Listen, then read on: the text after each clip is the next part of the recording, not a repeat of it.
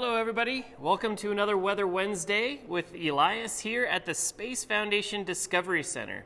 Look forward to talking to you today about today's topic, heat. What is heat and how does it affect weather and other events going on around the world? So first off, what is heat? Heat is a representation of the amount of energy a molecule has. The air around us, everything around us, is made of molecules. And the amount of energy a molecule has is the amount of heat. We describe it as the amount of heat that it has. To demonstrate, I have a little squishy ball in my pocket here. Let's pretend that this is a heat molecule or a molecule. And the amount of energy that this guy has is an indication of how much heat that it has. So if it's moving slowly, it has very little heat energy. And when we're talking about phases of matter, that would be called solids. So solids have very little heat energy.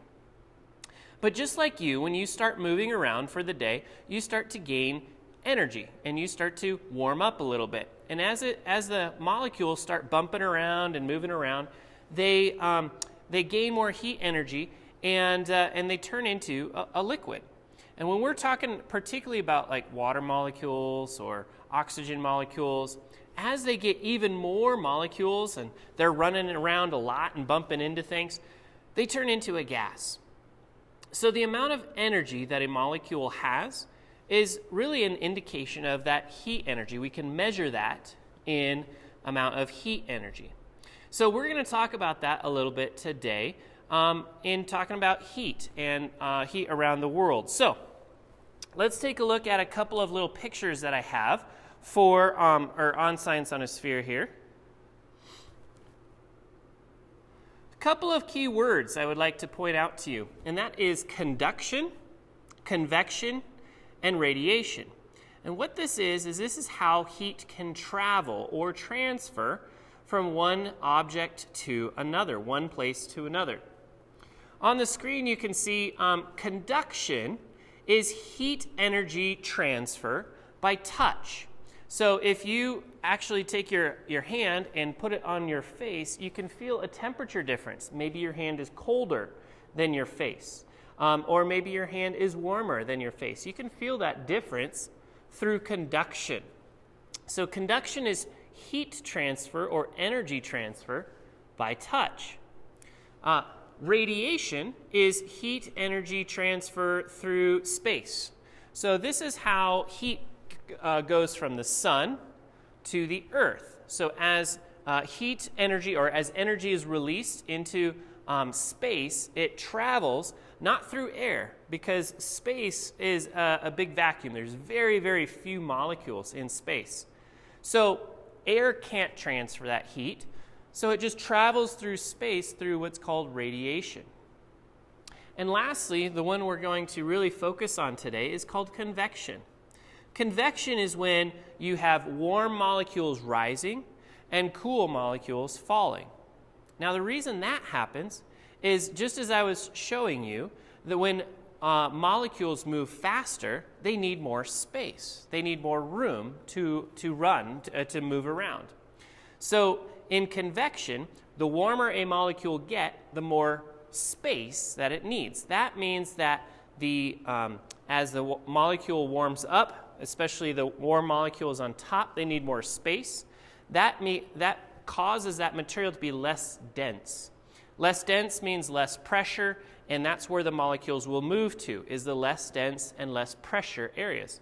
So you will get less dense and lower pressure towards the top, and that's where the molecules will go. So you get warm molecules rising, and then as those molecules cool, they become more dense and more pressure packed. And as it gets more dense, it sinks down to it loses that pressure and comes back down towards the more dense areas. So you have a warm air, less dense air rising, and cool air and more dense air falling. So you get that cycle going on. We can see that really well in some things around the world.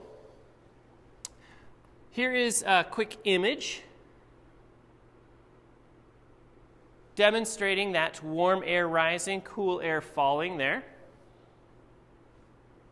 And then here is a great image of a illustration of a thunderstorm. And you see, this is what causes thunderstorms to rise in the summer. This is what causes those clouds to grow.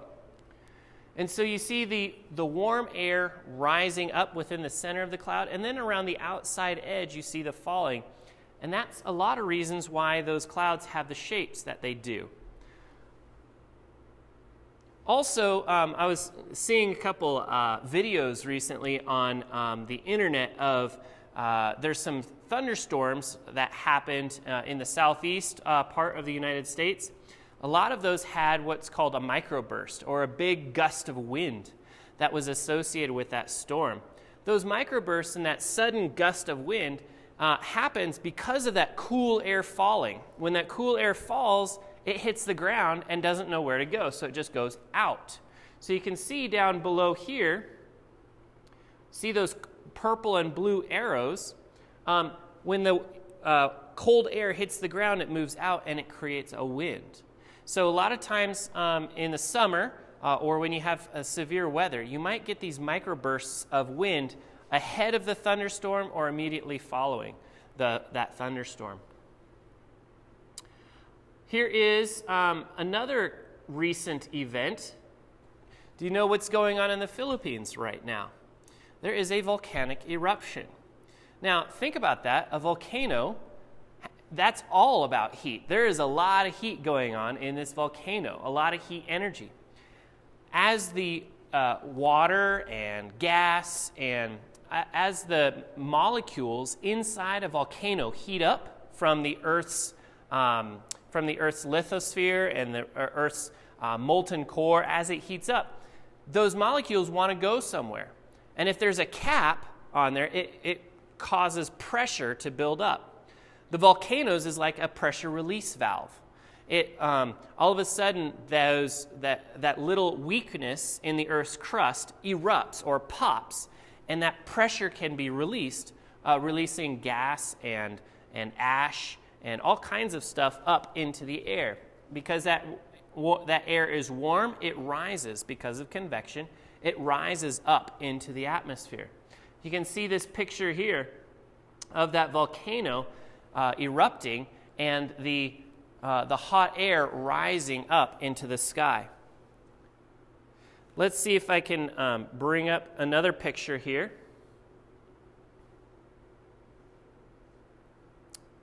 When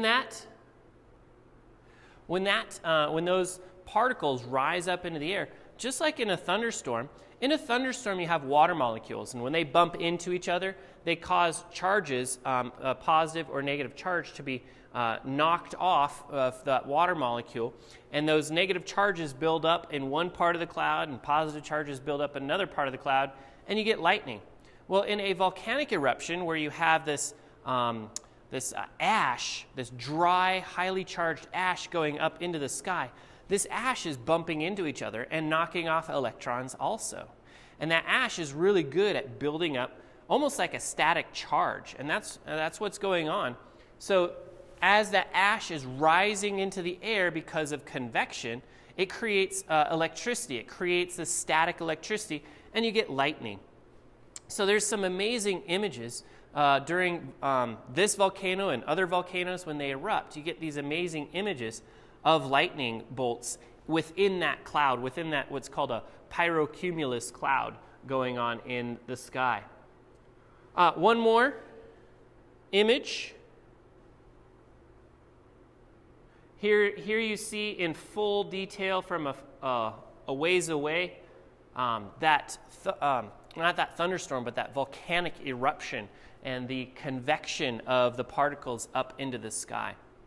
So now you know how heat rises and goes up because it's less dense, less pressure up higher up. It needs more space, and it causes all these molecules to bump into each other. Let's now take a look at our last data set for today, and that is the current weather. Here is our latest GOES images, which is a very beautiful beautiful satellite image of what's going on around the United States here. And recently, there have been quite a few thunderstorms, particularly a couple days ago, quite a few thunderstorms going on around the southeast part of the United States. Let me back up to this line here. There's a nice squall line right there. Nice. Look at all that. Look at all these clouds right here, this big band of clouds. And when they're very white and puffy, we know those are thunderstorm type clouds right there.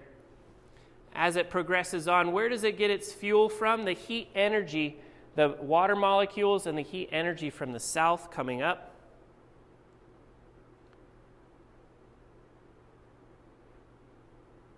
And then we see coming up to today and the future, January 15th here, we see there's another system, a low pressure system because it's spinning left there.